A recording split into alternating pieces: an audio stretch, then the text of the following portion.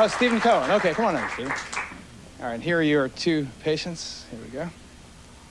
Okay, first of all, doctor, where are you affiliated? I work primarily at New York University Hospital in New York. Okay, now introduce your patients. This is Carolyn Tremata and Teresa White. Okay, what did they have done? Well, Carolyn had her nose done roughly 2 months ago, and basically the important thing in Carolyn was to put the width of her nose in proportion to her face. The primary work was done on the alar bases. That's a lot of nose that came off. Yeah, well, I think primarily Carolyn's problem was proportion, as most patients are. I think putting the nose back in proportion to the face is the key to achieving a good result. How has it changed you? I feel great. I've gotten more confidence, and I look better. Are you married? No. Does it make a difference in your dating life? Not really. Not too much. How much did it cost you? $3,500. And you're totally pleased with the outcome? Dr. Cohen did a very good job. Any risk? I think the risk is really not in spending time with the patient beforehand to find out what they want done. As a plastic surgeon, we can do lots of things, but the key is to do what the patient wants. Do they have, like, sort of Kmart plastic surgeons now? You just walk in and they just chop it off and see you later? I doubt very much if too many people are doing things that way, and especially in New York. So noses aren't a problem then? I think it's really finding out from the patient what they want done and the reasons they want it done for.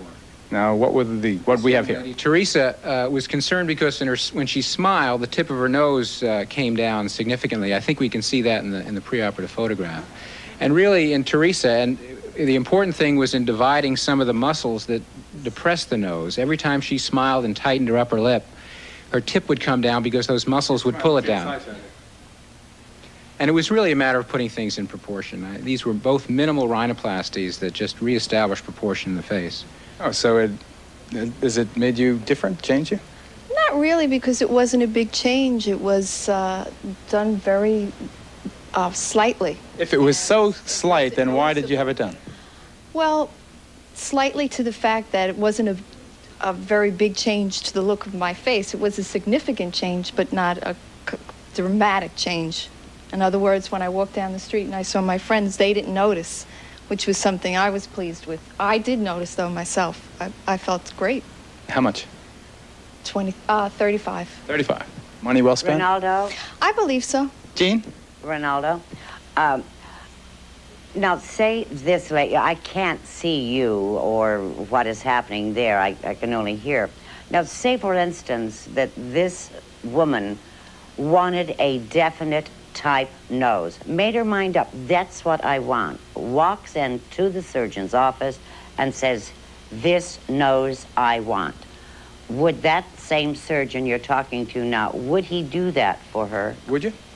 Well, I think that the limitations are based upon the thickness of the skin and the architecture of the cartilage, and I think that if a patient's requests are reasonable, based upon their anatomy, I would certainly do everything I could to achieve what the patient wanted. Did you custom order your nose, Phyllis? Well, you know, you mentioned about her nose overhang. When I smiled, I lost all my upper lip.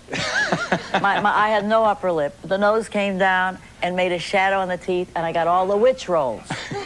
Honest to God, it looked like the two front teeth were missing, and I did that terrible thing. When I woke up and had an upper lip, oh, praise the Lord. Praise the Lord, okay.